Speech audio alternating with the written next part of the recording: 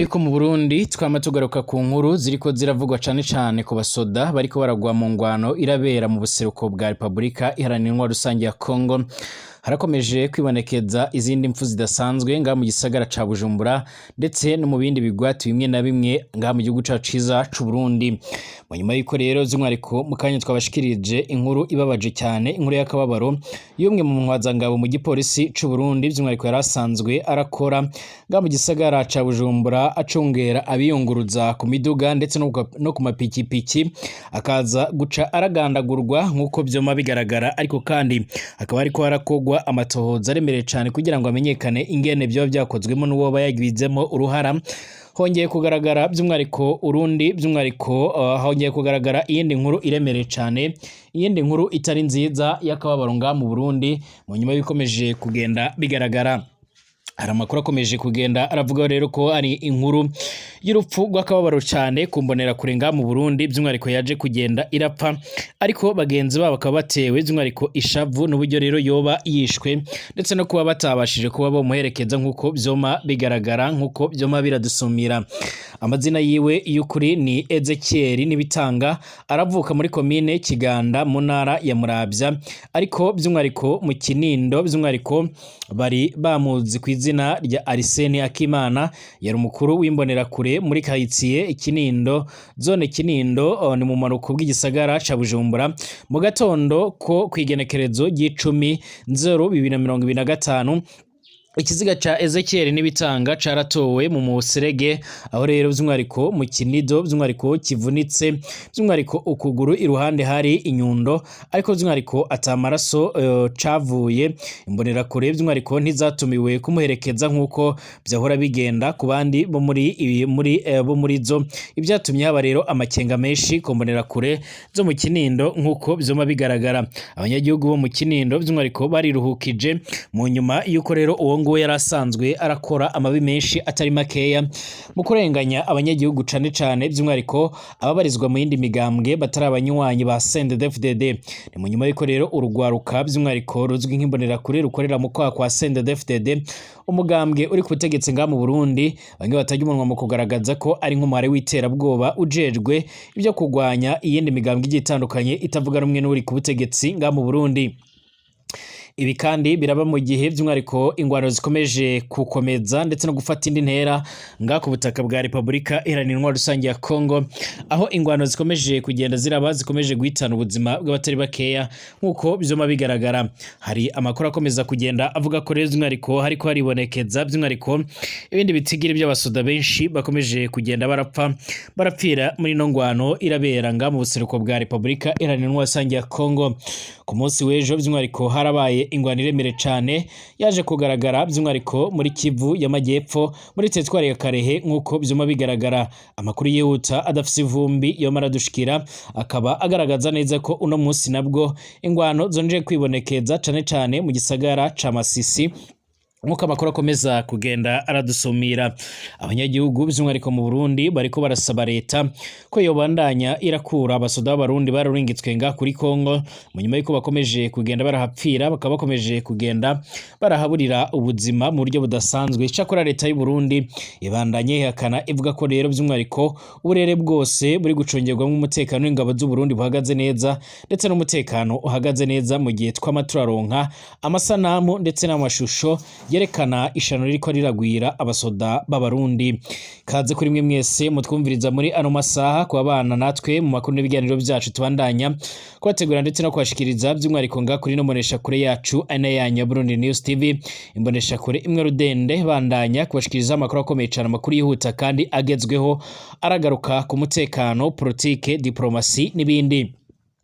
Turi kuwa mbere kwigenekerezo rya 20 Nzeri 2025, ndabahaye ikaze kuri mwe mwese mwumviriza amakuru n'ibiganiro byacu muri ngaha mu gihugu cacu ciza c'u Burundi, abatwumviriza bari mu karere k'ibiyaga binini, abatwumviriza by'umwariko bari mu bice bimwe bitandukanye ku mugabane w'Uburaya, Asia, Australia, Amerika ndetse n'ahandi hose, mwese ndabahaye ikaze. Hari ubwa mbere ngaha psonda kwanditse sabone kugira ucaronka amakuru n'ibiganiro byacu bane natwe 5 kuri 5 ndetse amakuru n'ibiganiro byacu bibandanye kuba byo gushikira by'umwariko mu gihe wapyonze ko by'umwariko hari akamenyetso kameze nk'inzogera kazwi nka notification canke notification muri rusange. Kaze kuri mwese tugaruke kuri ido nido ry'amakuru y'amarika aravugwa cane cane mu Burundi no mu karere k'ibiyaga binini.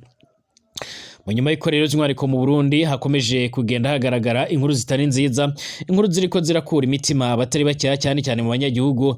Mu nyuma y'uko kandi twama turagaruka ku bitigiri by'abasoda bariko baragwa mu ngwano irabera mu buseruko bwa Republika Iharanira Intwaro Rusange ya Kongo. Nyuma y'uko kandi Uburundi bukomeje ibikorwa byo kurungikayo abasoda bita ko bariko barajya kugwanya umuhari wa Alredit abarwanya ubutegetsi bw'u Burundi muri Kivu y'Amajyepfo bikarangira bagejejwe muri Kivu y'Amajyaruguru.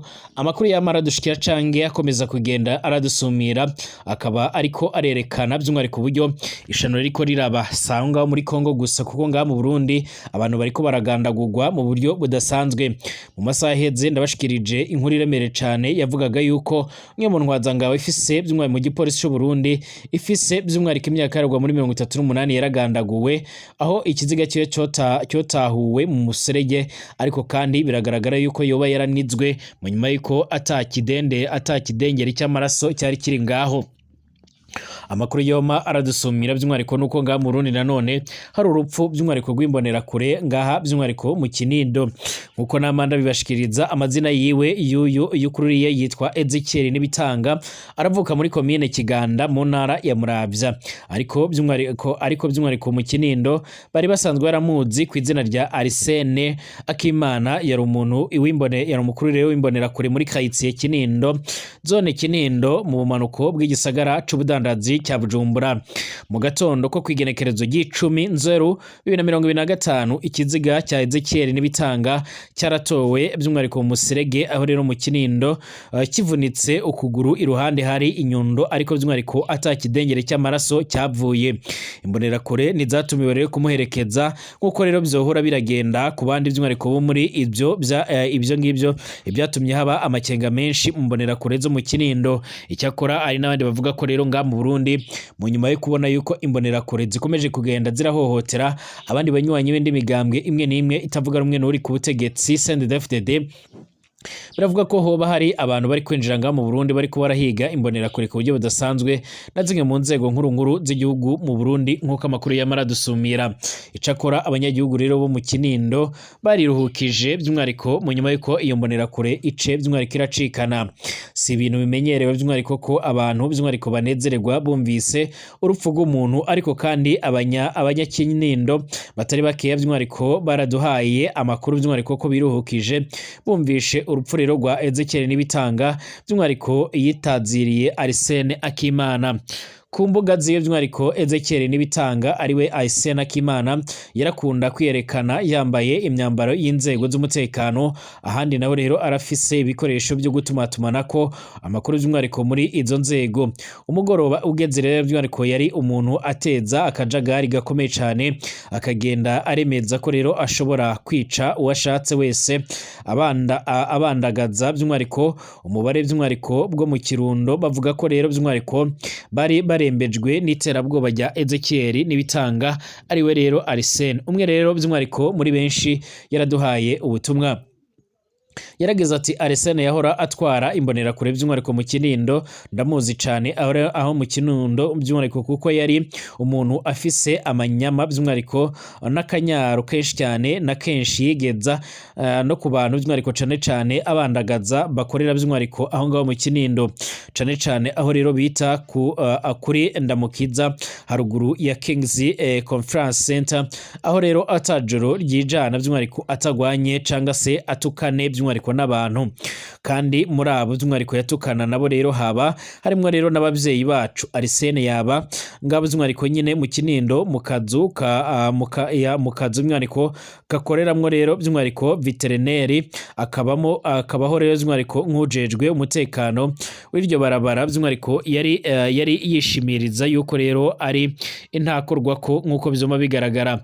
Abandi baragize bati Arsene ndamuzi Kinindo nk'imbonera kure yatwara by'umwariko by'umwihariko kibirigi mu guhohotera by'umwihariko abantu by'umwihariko mu kubafungisha abakozi bo mu mazu by'umwihariko n'abadandaza amabutike bari baragowe kubera uyu nguyu nk'uko byoma bigaragara. Icakora mu mbonerakure banywanyi biwe bo by'umwihariko zo mu Kinindo ishavu riraniga by'umwihariko barafise umutima uhagaze. Umwe rero mu mbonerakure zo mu Kinindo nawe yaraduhaye by'umwihariko amakuru kubigendanye n'urupfu rw'imbonerakure ngenzi yayo. Yarageze ati twebwe nk'imbonerakure zo muri zone Kinindo dufise amakenga kubijanye n'urupfu rwa Arsene, twese ishavu rero riraniga kuko rero twaheruka by'umwihariko badutoza amahera iyo kumuhambisha, tukibaza ko rero by'umwihariko bazotubwira basi tukanamusezera. By'umwihariko kwa kabiri uheze barahavuye bamudugana ruguru rero mwibanga, by'umwihariko atambonerakure n'imwe ibariwe, basi by'umwihariko ngo itume rero ija gusezera no kuri morgue. N'abagiye rero gusezera ku ngufu rero barabaye batatu gusa. Ubundi iyo rero imbonerakure ipfuye bahora batumenyesha bakadutegeka kuja rero by'umwihariko mu kigandaro tugatozwa amahera iyo ku maziko, tukagenda rero ku itegeko. Arsene wewe rero by'umwihariko baratunyegeje byose n'ubu nguru kuva by'umwihariko bamugandanye ntacyo bavuze ngo by'umwihariko batubwire basi by'umwihariko nk'uko byoma bigaragara canke nk'uko amakuru akomeza kugenda aradusumira. Turabona rero hariho ibinyegeza bikomeye cyane mu rupfu rwa Arsene, nta matohoza twumva ariko arakogwa. Burya na twebwe by'umwihariko tubaho rero bw'ubwoba aha by'umwihariko nta numwe abaza icabaye, uze rero ugumirize akabanga by'umwihariko bomenya ko rero by'umwihariko nkuko amakuru akomeza kugenda aradusumira. Biratangaje kumva rero umuntu yaravuye Muravya akaza kuba rero umukuru w'imbonerakure mu Kinindo, mbere agatangura rero iterabwoba kuba haba by'umwihariko akabaho rero by'umwihariko nk'intakogwa ko. Biratangaje kubona umunyagihugu nk'abandi yigera ujejwe umutekano akiyambika impuzu n'ibikoresho byo mu nzego zijejwe umutekano.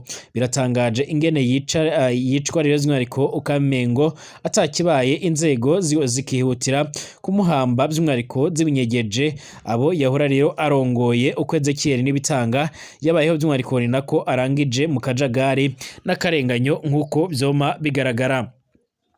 Amakuru akomeza kugenda aradusumira rero by'umwihariko arerekana neza yuko nga mu Burundi akimbonerakure gashobora kuba katanguye kugenda karashoboka canke kaba katanguye kugenda kagaragara mu nyuma y'amabara by'umwihariko barakora imisi yose nk'uko bikomeza kugenda bigaragara.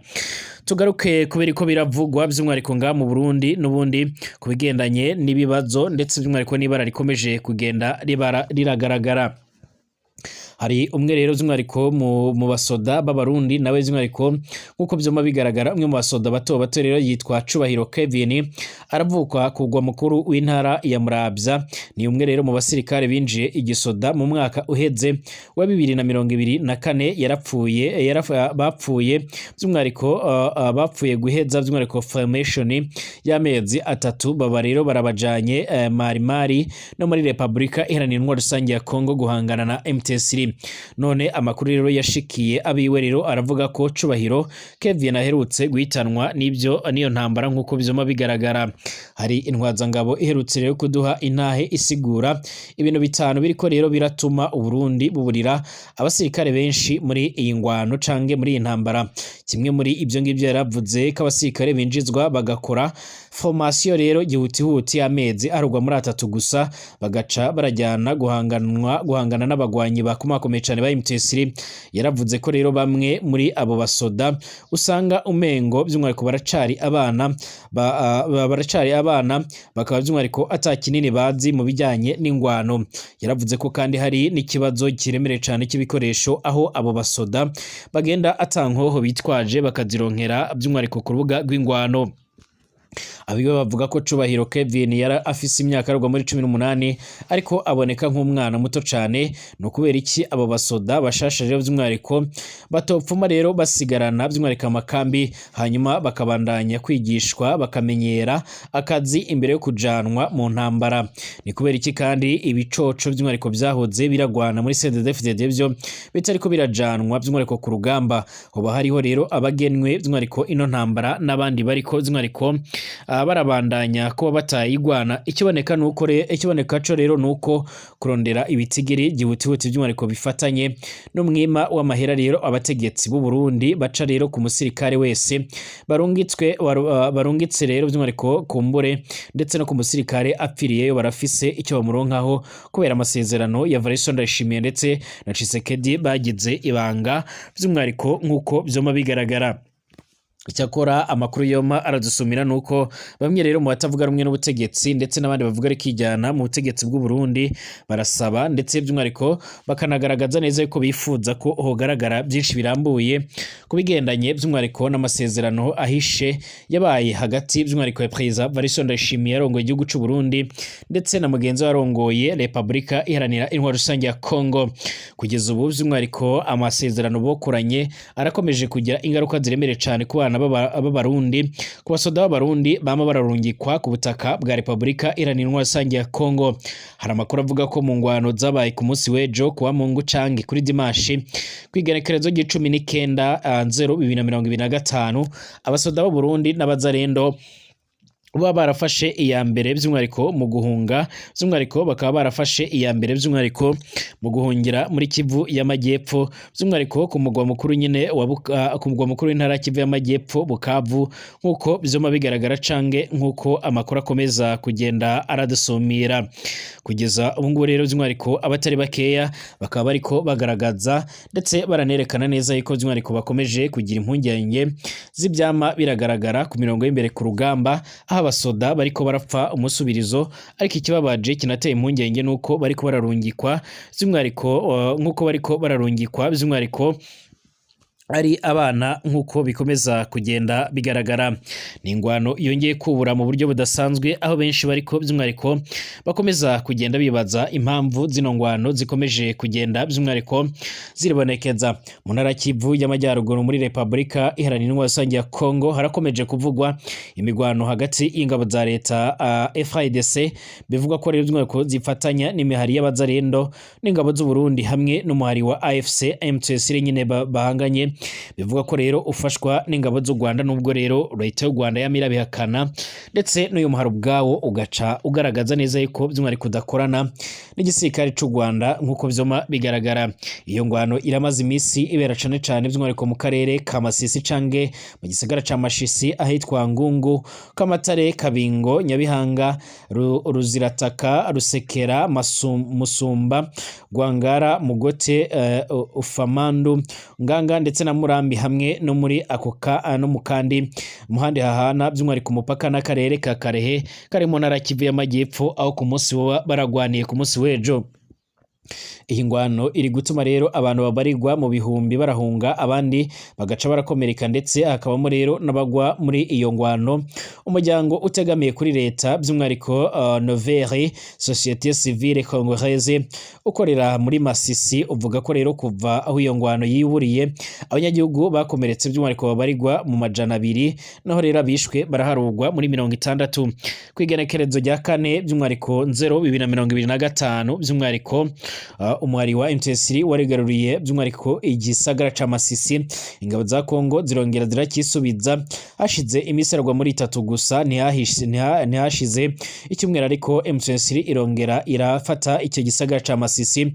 Ubu ngubu rero by'umwihariko dukora ubu ngubu by'umwihariko muri ano makuru umuhari wa M23 niwo uvuga ko ufise uwo mujyi. Akarere ka Masisi karasanzwe kazwi ko gafise ubutunzi bushingiye ku buhinzi n'ubworozi hamwe n'amabuye y'agaciro. Masisi irasanzwe ituwe by'umwihariko n'abantu barenga ibihumbi 40, ikaba iri mu birometero 80 ivuye mu mujyi wa Goma, umujyi ufatwa nk'umugwa mukuru w'intara ya Kivu ya ruguru, ukaba umujyi wa gatatu mu mijyi ikomeye cyane ngaha ku butaka bwa Kongo. Ibimenyesha makuru bigiye bitandukanye ngaha muri kino gihugu ca Kongo biremeza ko umuhari wa M23 urimo kugerageza gufata by'umwihariko uyu mujyi wa Goma ndetse n'umujyi by'umwihariko wa Bukavu ufatwa nk'umugwa mukuru w'intara ya Kivu y'Amajyepfo. iyi ngwano kandi yarongeye kubura mu nyuma yaho umuhuza wa Kongo by'umwihariko n'u Rwanda Perezida Joao Lourenço Wangura nyine yatangaje ku igenekerezo rya 30 y'ukwezi kw'indwi umwaka weze ko impande zombi zemeranyije ihagarikwa ry'ingwano rigomba rero gutangura kubahirizwa ku igenekerezo rya 4 kwezi k'umunani ariko by'umwihariko hadaheze amezi abiri ingwano yarongeye iratangira. Amerika yari yaragize uruhare rero mu gushyiraho iryo hagarikwa ry'ingwano yarahise isora itangaza isaba impande zose kwifata. Amerika yarasabye umubare wa M23 guhita uhagarika ingwano ugasubira mu birindiro wari urimo rero mbere y'itariki ya 20 ukwezi kw'icumi 2024 isaba leta y'u Rwanda gukura ingabo zayo muri Kongo inasaba leta ya Kongo guhagarika ubufatanye n'umubare wa FDLR ugwanya leta y'u Rwanda. Ese ingwano by'umwihariko yongeye gutegwa n'iki? So bwa mbere hatubahirizwa amasezerano yo guhagarika ingwano yagizwe by'umwihariko hagati ya leta ya Kongo na leta y'u Rwanda birategwa n'iki? Ese umuti wihutse by'umwihariko urambye by'umwihariko nuwuhe kugira ngo iyi ngwano icirahagarara by'umwihariko mu buryo bwa Burundi? Benshi by'umwihariko bahuriza kuko rero umuhari wa M23 by'umwihariko ukwiriye by'umwihariko kuzofata ingingo kaganira na leta ya Kongo. Icyakora uyu muhari urabyemeza ndetse ukanabishaka. Icyakora leta ya Kongo yo yari yamirije ivuga yuko idashobora kuzoganira n'umuhari wa M23 mu nama iremereye cyane by'umwihariko cange mu musangiro wabaye by'umwihariko muri indwi dusozeye. Perezida Tshisekedi yarahuye by'umwihariko n'abaserukira ibihugu byabo ku butaka bwa Kongo yarabagirishije inama maze bamenyesha ko bahisemo amahitamo meza rero yo guhangana n'umwanzi. Avuga ko atazigera na rimwe aragana n'umuhari wa M23. Kugeza ubu ingwano irakomeye ndetse iranakomeje. Hari mugenzi wacu twavugishije mu kanya turagaruka mu buryo burambuye tugaruka ku ngwano iriko irabera by'umwihariko mu gisagara ca Masisi. Mbashimire banywanyi b'ibiganiro byacu batwumviriza kuri Burundi News TV. Tugaruke mu kanya turabira hamwe ibindi bigezweho bikomeje kugenda biravugwa.